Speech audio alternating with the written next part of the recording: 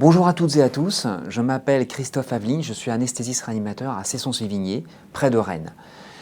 L'analgésie, je vais donc vous parler de l'analgésie par l'infiltration au contact de la capsule postérieure appelée IPAC pour la chirurgie majeure du genou. Actuellement, la principale technique d'anesthésie locale au cours de la chirurgie majeure du genou, c'est l'infiltration péropératoire. Malheureusement, elle est associée à des variations de volume, de dose, l'utilisation d'adjuvants nécessaires qui souvent n'ont pas fait leur preuve de leur efficacité, et surtout elle est réalisée au moment où le traumatisme tissulaire est déjà installé. L'IPAC a été développé depuis 2012 par M. Sina pour pouvoir se substituer à cette infiltration péropératoire. L'infiltration va concerner essentiellement les nerfs sensitifs géniculaires issus du plexus poplité, donc du nerf sciatique d'une part, associé à une branche postérieure du nerf obturateur. Beaucoup d'éléments anatomiques ont été faits de description sur cadavre.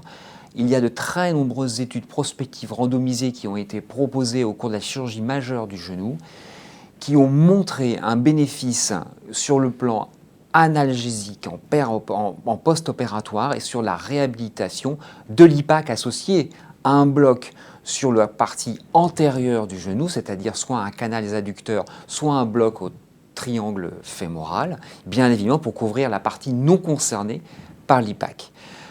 L'utilisation d'une infiltration associée à l'IPAC va gommer beaucoup d'effets positifs de l'IPAC et est-elle nécessaire? C'est toute une question, voire même potentiellement on peut lui reprocher même d'augmenter le risque de toxicité systémique.